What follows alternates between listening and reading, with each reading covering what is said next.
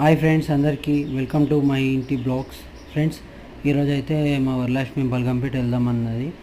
అయితే నేను ఏం చెప్పినానంటే చెరువుగట్టుకి వెళ్ళొచ్చి 8 గంటలకు అట్లా వచ్చిన, స్నానం చేసుకొని అయితే బల్గంపేట ఎల్లమ్మ దగ్గరికి వచ్చేటప్పటికి 9:30 అయింది.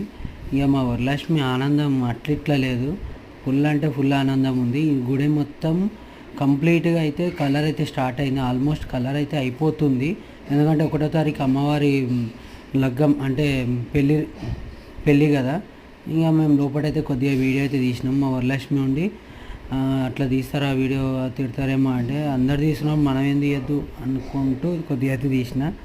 సో ఇది కరెక్ట్ రాంగ్ మీరు చెప్పండి. ఇంకా అమ్మవారికి అయితే లగ్గంకి శారీ కావాలి కదా, ఆ శారీకి సంబంధించినదంతా చేస్తుండు. ఎందుకంటే ఇది అక్కడే అక్కడే అమ్మవారికి అలంకరణ చేస్తారు. సో అక్కడ నుంచి ఇంకా కొద్దిగా చూసి ఈరోజు అదే మీడియాకి సంబంధించిన వాళ్ళు వచ్చారు. సో అదే టైం మేము వెళ్ళినాం.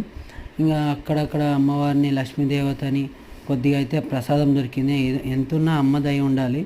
ఇంకా ఇదంతా బంగారు పల్లకిలో అమ్మ చూడ ఎంత బాగుందో. సో ఇట్లా మా జర్నీ అయితే జరిగింది ఫ్రెండ్స్.